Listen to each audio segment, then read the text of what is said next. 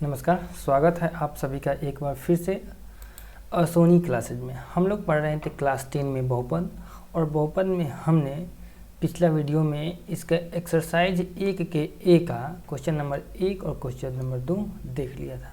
आज हम question number 3 पर बात करेंगे। क्वेश्चन नंबर 3 में कहता है कि निम्नलिखित द्विघात बहुपदों के शून्यक ज्ञात करें एवं शून्यकों और गुणांकों के बीच संबंध स्थापित करें। शून्यकों और गुणांकों के बीच संबंध स्थापित करें। ठीक है, बहुत ही अच्छा क्वेश्चन है ये। सबसे पहला तो है कि 3 के 1 में x नहीं है, वाई स्क्वायर है, वाई स्क्वायर माइनस 3 है। ठीक है, इस तरह से क्वेश्चन है। हमको करना ये है कि इसका शून्य ज्ञात करना है और फिर शून्यकों और गुणांकों के बीच संबंध स्थापित करना है। तो हमको पता ही है कि जब शून्य, ये हो गया हमारा पी वाई। ठीक है, ये क्या है, पी वाई है, यानी कि पी वाई इक्वल्स टू है हमारे पास में वाई स्क्वायर माइनस 3।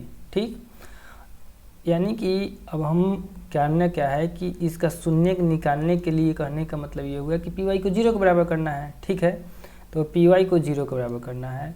यही हमको इस वाई का ऐसा मान ज्ञात करना है, इस वाई का ऐसा मान ज्ञात करना है जिससे कि यह उस मान को अगर यहाँ पे वाई स्क्वायर की जगह वाई की जगह पर रखे तो इसका वैल्यू कितना हो जाए, टोटल 0 हो जाए। ठीक है, तो चलिए हम देखते हैं इसके कैसे किया जा सकता है। इसको सबसे पहले करना ये होगा कि वाई स्क्वायर माइनस 3 को हमको 0 के बराबर करना होगा, क्योंकि हमको पता ही है कि अंत में कितना आ जाना चाहिए था, 0 आ जाना चाहिए था जब शून्य का वैल्यू रखेंगे तो अगर हम वाई स्क्वायर को अकेले करेंगे तो 3 क्या होगा, इधर आ जाएगा। ठीक है, 3 इधर आ जाएगा, इधर जब बायां से दाहिना में आएगा तो माइनस से क्या हो जाएगा, यहाँ प्लस में हो जाएगा। ठीक, इतना बात समझ में। अब जब y पर से स्क्वायर हटाएंगे तो ये प्लस माइनस रूट 3 हो जाएगा। कितना हो जाएगा, प्लस माइनस रूट 3। याद रखिएगा कि जब भी किसी पर से स्क्वायर हटता है तो जस्ट उसके सामने वाले पक्ष पर रूट चढ़ता है, प्लस और माइनस दोनों में। यानी कि जो y का हमारे पास में वैल्यू आया वह आया प्लस रूट 3 और आया माइनस रूट 3। ये हमारे क्या हो गए, 2 शून्य हो गए।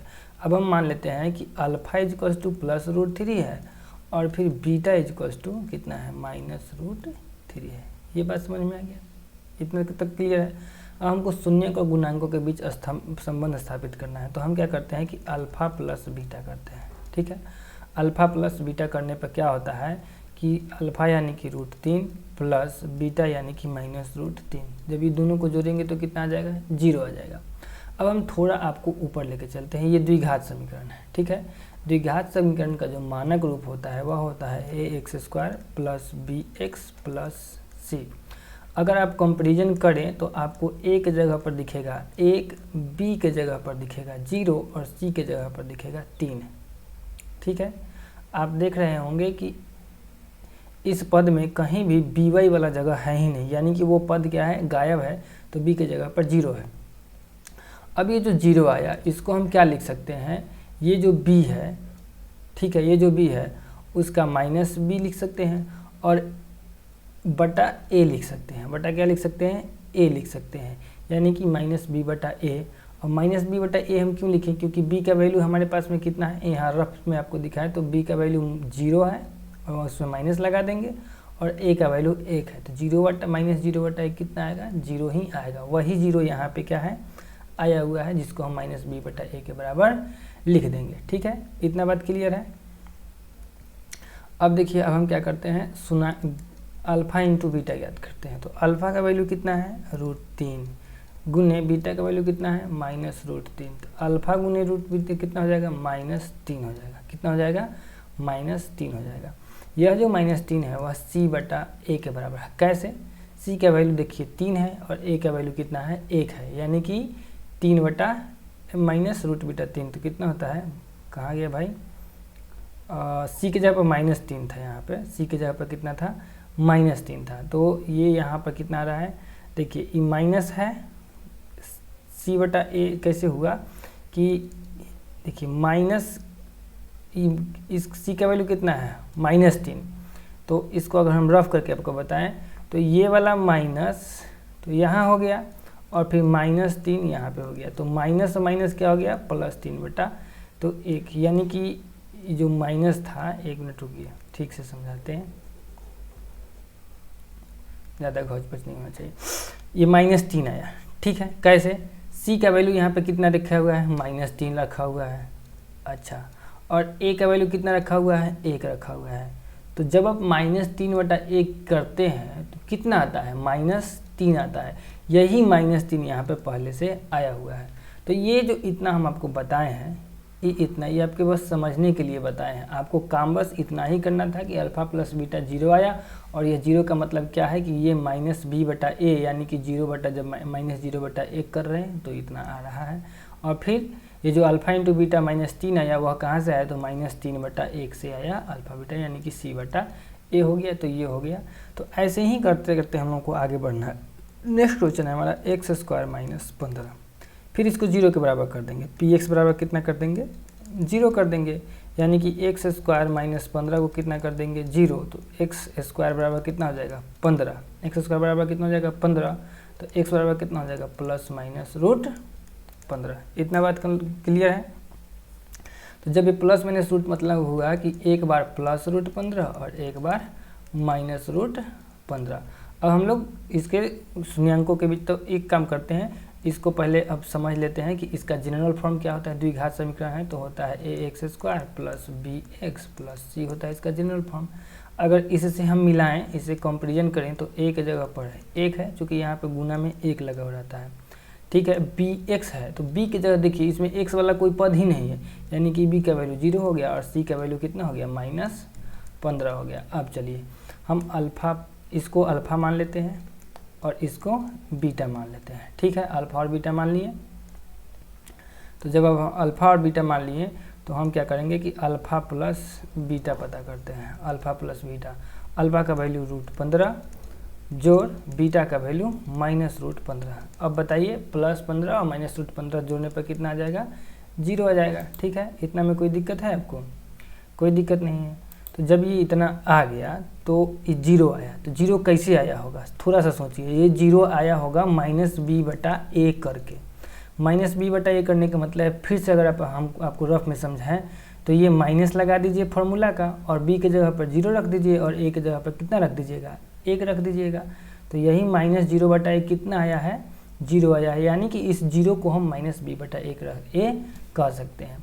ठीक उसी तरह अल्फ़ा इंटू बीटा, यानी कि शून्यांकों का गुणनफल हम लोग पता करेंगे। किससे पता करेंगे, तो √15 गुने -√15 करेंगे। तो √15, रूट से रूट का गुना करने पर रूट खत्म हो जाता है और बच जाएगा -15। अभी -15 कैसे आया, इसको सोचिए। ये आया c बटा a से।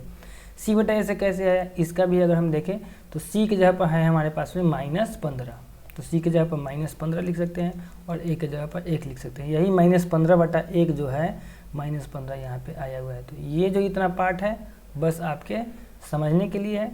आपको क्वेश्चन में बस करना इतना ही है कि अल्फ़ा प्लस बीटा 0 आया तो -b बटा a के बराबर हुआ, अल्फ़ा इंटू बीटा कितना आया, -15 आया तो c बटा a के बराबर होगा। ये दूसरा नंबर क्वेश्चन भी सॉल्व हुआ। तीसरा है 4s² + 8s।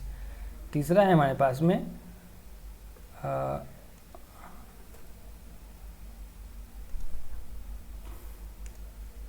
तीसरा 4s² + 8s। इसका क्या मतलब होगा, इसका ये एकदम इजी बात है कि PS शून्य के निकालना है तो PS को 0 के बराबर करना होगा, यानी कि 4s² + 8s को हमको 0 के बराबर करना होगा। तो आप क्या देख रहे हैं कि इसमें हम 4s को कर सकते हैं कॉमन। तो जब 4s इसमें कॉमन हो जाएगा तो क्या हो जाएगा, इसमें बच जाएगा s और इसमें बच जाएगा 2 और बराबर हो गया 0। तो यहाँ पर दो कंडीशन बनता है। एक कंडीशन तो ये बनेगा कि इस 4s को इसके नीचे ले जाया जाए। देखिए 4s को एक बार 4s को अकेले करेंगे तो 0 के नीचे में s + 2 आ जाएगा। लेकिन अगर 4s कहे कि भाई हम जाए नहीं करेंगे नीचे में, s + 2 कहे कि हम जाए नहीं करेंगे नीचे में, तुम जाओ, क्योंकि एक बार ये आया नीचे में तो दूसरा बार इसको भी तो नीचे में आना फर्ज बनता है। तो s + 2 को अगर अकेले करेंगे तो 4s आएगा 0 के नीचे में। ये दो कंडीशन बचा। लेकिन दोनों कंडीशन में हम क्या देख रहे हैं कि 0 बटा s + 4s बराबर कितना आ रहा है, 0 बटा s + 2 यानी कि 0 और s + 2 बराबर कितना 0, लेकिन यहाँ पर s को अकेले करेंगे तो 0/4, लेकिन इस वाले कंडीशन में इसको अकेले करेंगे तो -2, यानी कि हमारे पास में और ई लास्ट में कितना हो जाएगा, 0 हो जाएगा। तो एस का हमारे पास में 2 वैल्यू है, एक 0 और एक -2 है। ठीक है, अब थोड़ा हम फिर से इसमें आपको समझाते हैं। इसका जो द्विघात समीकरण है, द्विघात समीकरण को जब हम मानक रूप लिखते हैं तो क्या लिखते हैं, ax² + bx + c। इसका अगर आप ए बी सी कंसीडर करेंगे तो ए के जगह पर आपको कितना दिख जाएगा, 4 दिख जाएगा। बी के जगह पर कितना दिख जाएगा आपको, बी के जगह पर आपको दिख जाएगा 0। क्यों 0 कर दिए, क्योंकि आप ध्यान से देखें तो इसमें जिस प्रकार से bx है उस प्रकार से इसमें नहीं, b के जगह पर 0 नहीं रहेगा, b के जगह पर कितना रहेगा, 8 रहेगा, b के जगह पर कितना रहेगा, 8 रहेगा। लेकिन c के जगह पर यानी कि अचर पद इसमें है ही नहीं, अचर पद जिसमें इस ए सब में क्या था, इसमें ये वाला अचर पद है, -15 अचर पद है, इसमें क्या है कि -3 अचर पद है। तो लेकिन इसमें हम क्या देख रहे हैं कि इसमें अचर पद है ही नहीं, तो सी की जगह पर 0 हो गया। अभी 3 चीज़ बड़े ही काम का चीज़ है, इसको समझ के रखना है कि ए बी सी का वैल्यू कितना है। अब चलिए हम शून्यकों का योगफल निकालते हैं। मान लेते हैं कि अल्फ़ा 0 मान लेते हैं और बीटा -2 मान लेते हैं। तो जब हम अल्फ़ा प्लस बीटा करेंगे तो 0 + -2 करेंगे, ठीक है, यानी कि हमारे पास में रिजल्ट क्या होगा, -2। अब ये -2 आया कैसे, तो -b/a से आया। हम ये कैसे कह सकते हैं कि -b/a से ही आया, तो इसका मेरे पास में जवाब है, आप देखिए -b यानी कि b का वैल्यू हमारे पास में कितना है, 8 है। तो 8 के जगह पर कितना, चूँकि -b रखना है तो -8, a कहता है तो a के जगह पर कितना रखेंगे, 4 रखेंगे। अब देखिए -8/4 कितना होता है, -2 ही ना होता है, यही -2 तो यहाँ पे आके बैठा हुआ है। तो हम क्या इस -2 को -b/a नहीं लिख सकते हैं, बिल्कुल लिख सकते हैं, ठीक है। फिर अल्फ़ा इंटू बीटा निकालना है, यानी कि 0 × -0 × -2 करना है, तो फाइनल रिजल्ट 0 होगा। और इसको हम c/a के बराबर लिख सकते हैं। अब आप पूछिए कि आप क्यों c/a के बराबर लिख सकते हैं, तो इसका जवाब है मेरे पास में। इसको समझाने के लिए c का वैल्यू आपके पास में कितना है, 0 है, तो यहाँ पर लिखिए 0 और a का वैल्यू आपके पास में 4 है। 0/4 कितना आ गया, 0। यही 0 तो आप यहाँ पर बैठा के रखे हुए हैं, तो इस 0 को c/a के बराबर हम लिख सकते हैं। इतना आपका लिखने का काम नहीं है, इतना समझने के लिए है। तो हम इसके शून्य का गुणांकों के बीच संबंध क्या कर लिए, देख लिए, ठीक है। तो ये हो गया हमारा तीसरा। चौथा number 2x² - 8x + 6। 4 number question में है 2x² - 8x + 6। ये भी द्विघात समीकरण है, ठीक है। इसमें पहले ही ए बी सी कंसीडर कर सकते हैं। a बराबर कितना है, 2, b बराबर कितना है, -8 और c बराबर कितना है, 6, ठीक है। ए बी सी कंसीडर कर ले। अब देखिए ये द्विघात समीकरण, इसमें मध्य पद में हम इसको तोड़ सकते हैं। 6 दूना 12 करना है, इधर -8 आना है। तो क्लास 9 वाला पढ़ाई अगर आप याद रखे हुए हैं तो आपके लिए कुछ भी नहीं है, आप तुरंत इसको क्या कर सकते हैं, सॉल्व कर सकते हैं। तो देखिए ये 2x² है, इस -8x को 2 भाग में बांटेंगे, -6x और -2x में बांटेंगे, +6 कर देंगे।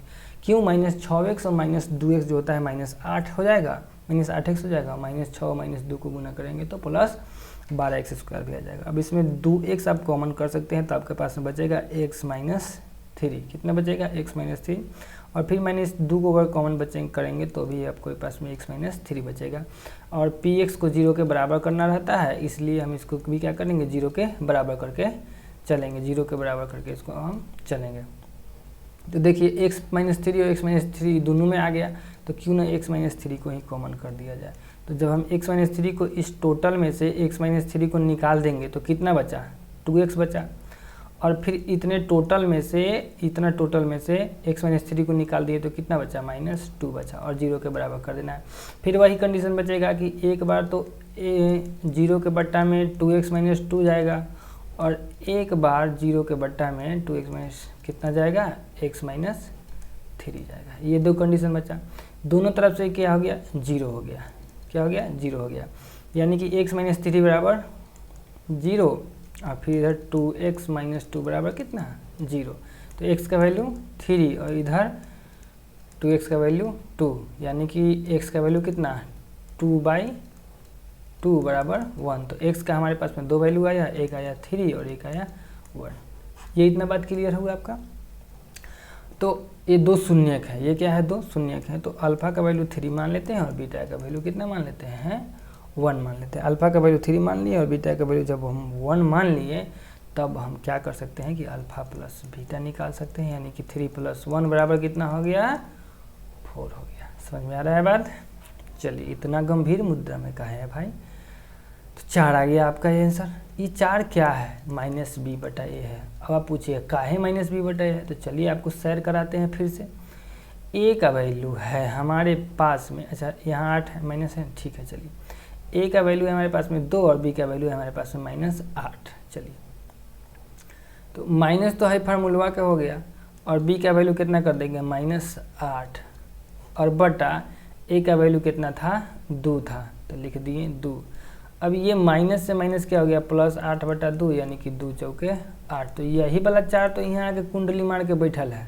तो इस 4 को -b/a हम लिख सकते हैं, क्योंकि -b/a का वैल्यू भी कितना आ रहा है, 4 के बराबर ही आ रहा है। तो ये इतना आपके समझने के लिए और इधर आपका क्वेश्चन में लिखने के लिए। और अल्फा इंटू बीटा कितना हो जाएगा, 3 × 1 = 3।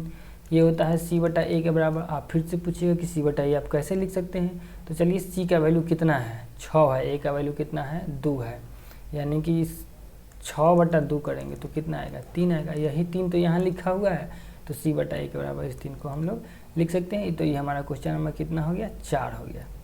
अच्छा, और क्वेश्चन है इसमें, क्वेश्चन नंबर 5 में देख लीजिए। 3y² + 5y - 2।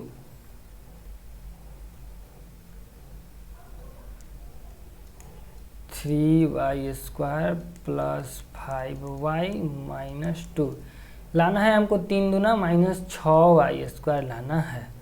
दिमाग घुमाइए, चक्कर चलाइए, 3y² और माइनस कितना कर दीजिएगा, +6x और -x और -2 हो गया। 6x का -x से गुना -6x² हो जाएगा, जो कि इस यहाँ y लिखाएगा, जो कि इसके गुणनफल के बराबर है। और 6y में से 1y घटा देने पर +5y भी हमारा हो जाता है। और हमको पता ही है कि जब हम शून्यक निकालते हैं तो py को 0 के बराबर करेंगे, यानी कि यहाँ पे 0 लिखते चलेंगे। अभी दोनों में 3y को हम कर सकते हैं कॉमन, तो वो इधर बच गया y + 2, और फिर -1 अगर दोनों में कॉमन कर लिया जाए तो हमारे पास में बच जाएगा y + 2। क्या देख रहे हैं कि दोनों में y + 2 मिल रहा है, तो अब इस y + 2 को ही कॉमन कर लेते हैं, हीरो बन रहा है बहुत ज़्यादा। तो यहाँ हमारे पास में बच गया 3y, इधर बच गया -1, हीरो बाजी इसका छुड़ा दीजिए। और चलिए, फिर से आपके पास में 2 कंडीशन बनता है, एक तो y + 2 नीचे चल जाए और दूसरा कि 3y - 1 नीचे चल जाए। तो एक आएगी करके हम दोनों को नीचे भेजते हैं रसातल में, 3y - 1, और फिर इसका 3y - 1 एक बार ऊपर रहेगा। अभी राजा बन गया, तो ये बन गया इसका नौकर, इधर भी 0 हो गया और इधर भी हो गया 0, यानी कि y + 2 का वैल्यू हमारे पास में 0 है। और ठीक इसी तरह 3y - 1 का भी वैल्यू हमारे पास में 0 है। तो y का एक वैल्यू आ गया -2। -2 क्यों आया, क्योंकि इसमें +2 को इधर लेके आए तो -2 आ गया। और इधर y का वैल्यू आ गया 1/3। कैसे, इस 1 को इधर लाए तो +1 और 3 को इसके नीचे ले गए तो 1/3, यानी कि हमारे पास में अल्फा का वैल्यू मान लेते हैं कि -2 है और बीटा का वैल्यू ले लेते हैं 1/3। अब हमारा नेक्स्ट स्टेप है कि गुणांकों और शून्यंकों के बीच में संबंध स्थापित करना। चलिए, संबंध स्थापित कर देते हैं, बन जाते हैं पंडित जी हम लोग। तो -2 जोड़ कितना करना है, 1/3, तो 2 -6 + 1/3, यानी कि -5/3। -5/3 को हम -b/a लिख सकते हैं। आप कहिएगा कैसे लिखिएगा, तो भाई यहाँ पे ABC थोड़ा हम कंसीडर कर लें, तो a का वैल्यू है 3, b का वैल्यू है 5 और c का वैल्यू है -2।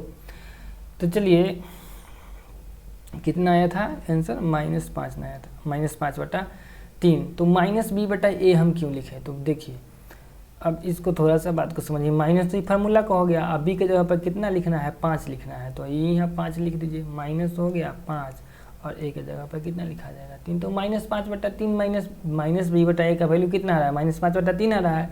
तो यही -5/3 को हम -b/a के बराबर लिख सकते हैं।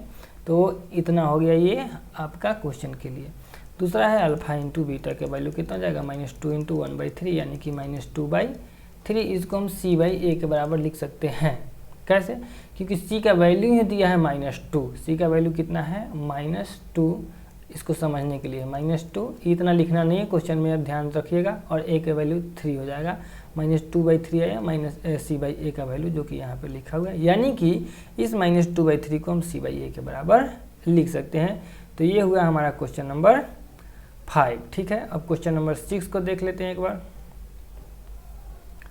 क्वेश्चन नंबर 6 देख लेते हैं क्या कहता है।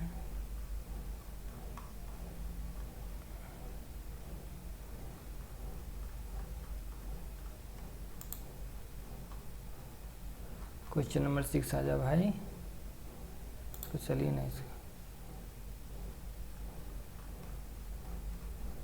थोड़ा सा पेज एक्सटेंड कर लें हम।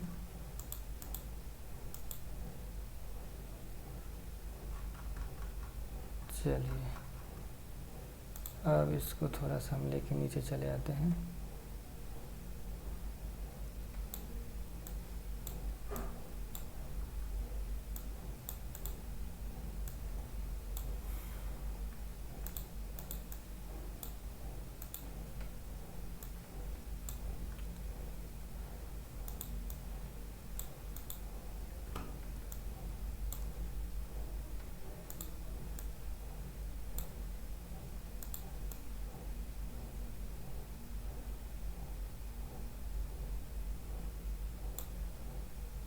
हो गया। चलिए छठा नंबर देखिए अब आप।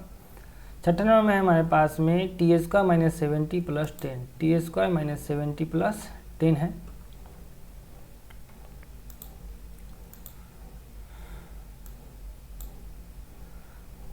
टी स्क्वायर, छठा number, T square minus plus 70 और प्लस 10 है, यही ना है।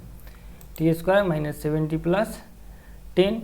तो ये जो हुआ हमारा, इसमें अब देखिए हमको लाना है 10t का स्क्वायर इस 70 को तोड़ के। तो टी स्क्वायर तो पहला वाला जैसे का तैसे लिखा जाता है, लेकिन इस 70 को हम 5t प्लस 2t में तोड़ सकते हैं और प्लस 10 यहाँ लिखा गया। दोनों में हम लोग क्या कर सकते हैं, t कॉमन कर लेंगे तो एक में बच जाएगा t प्लस 5, फिर इसमें 2 कॉमन कर लेंगे तो बच जाएगा t प्लस 5। देखिए ये 9 क्लास में है, इसलिए ज़्यादा इसको इस पर हम टाइम नहीं दे रहे हैं। और पीटी तो 0 के बराबर करना ही होता है, तो इस सबको 0 के बराबर करते चले जाना है। ठीक है, देख रहे हैं कि t प्लस 5 दोनों में कॉमन हो रहा है, तो t प्लस 5 को ही कॉमन कर दिए, हीरो बन रहा है, हीरो बाजी छुड़ा दिए, इसका t बच गया और इसमें बच गया 2, यानी कि 0 के बराबर। अब फिर अगला आगे का प्रोसेस आप समझ गए होंगे कि एक बार t प्लस 5 को 0/t प्लस 2 कर देंगे और एक बार t प्लस 2 को 0/t प्लस 5 कर देंगे। तो इससे क्या होता है, दोनों में 0 ही आ जाता है,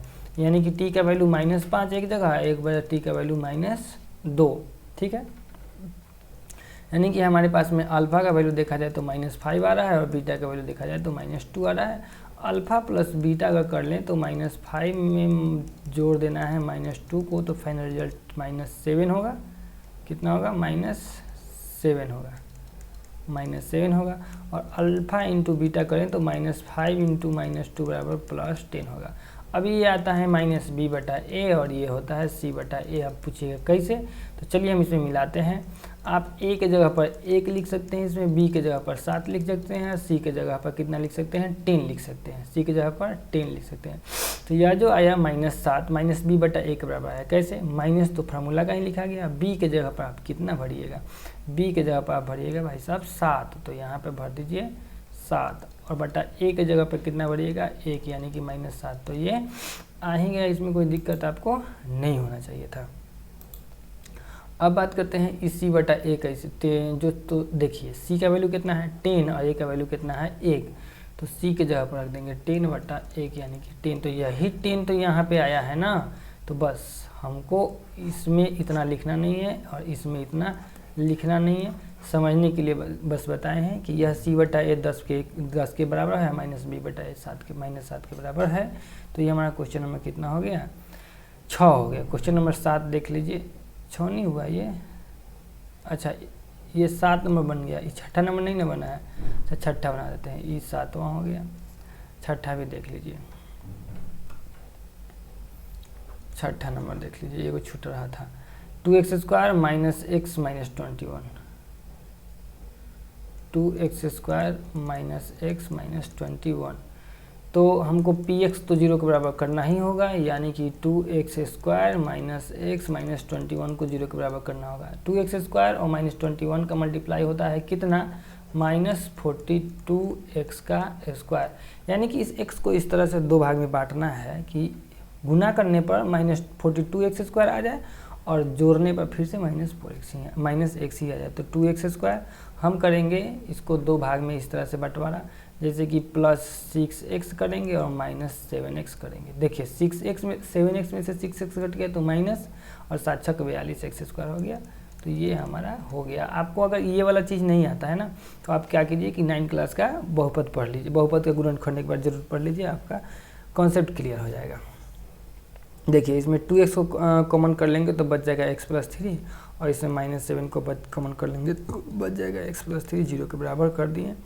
यानी कि हमारे पास में बच गया x+3 दोनों में कॉमन करने के लिए, तो इधर बच गया 2x - 7 बराबर 0। ठीक है, अब x+3 को अब बार 0/2x - 7 लिखेंगे और फिर 2x - 7 को कितना लिखेंगे, 0/x+3 लिखेंगे। ठीक, यानी कि x का वैल्यू एक बार -3 आएगा और x का वैल्यू एक बार कितना आएगा, -7 इधर गया तो +7 और 2 इसके नीचे गया तो 7/2, यानी कि अल्फ़ा को हम मान सकते हैं -3 और बीटा को मान सकते हैं 7/2। तो अल्फ़ा प्लस बीटा अगर हम निकालें तो -3 + 7/2, तो -3 दूनी -6 + 7 माना कि -1/2। आप आराम से बैठिए कैलकुलेशन कीजिए, 3 × 7/2 7 के -21/2। चलिए अब ये जो आता है -b/a के बराबर आता है और यह जो आता है c/a के बराबर आता है। आपको बताते हैं प्रूफ करके कैसे उतना के बराबर आ जाएगा। यही ना क्वेश्चन है हमारा, नहीं ये नहीं, ये क्वेश्चन है। यहाँ पे अगर आप मिलाएं तो a के जगह पर 2 है, b के जगह पर -1 है और c के जगह पर -21 है। हम यहाँ पर लिखे हैं इसको -1/2 को -b/a। तो देखिए माइनस फार्मूला का लगाइए और b के जगह पर आप कितना लिखिएगा, -1 लिखिएगा और बटा a कर दीजिएगा। ठीक है, बटा a के जगह पर कितना है, 2 है। यहाँ पर लगता है कि -+1/2 आंसर आना चाहिए था। तो 3 दूनी 6, -6 + 7 है तो +1/2 होगा। तो ये एक -b/a जो है 1/2 के बराबर आ रहा है, तो इस 1/2 को -b/a के बराबर लिखा जा सकता है। उसी तरह c/a का बात करें तो c के जगह पर हमारे पास में कितना है, -21 और a के जगह पर 2 है, -21/2 आया c/a और यही -21/2 को कितना लिख सकते हैं, c/a भी लिख सकते हैं। तो इसका भी शून्य का गुणांक के बीच संबंध हम स्थापित कर चुके हैं। एक लास्ट क्वेश्चन है हमारे पास में, चूँकि ये 7 नंबर तो बता ही चुके हैं। 8वां नंबर 3x² - 6 - 4।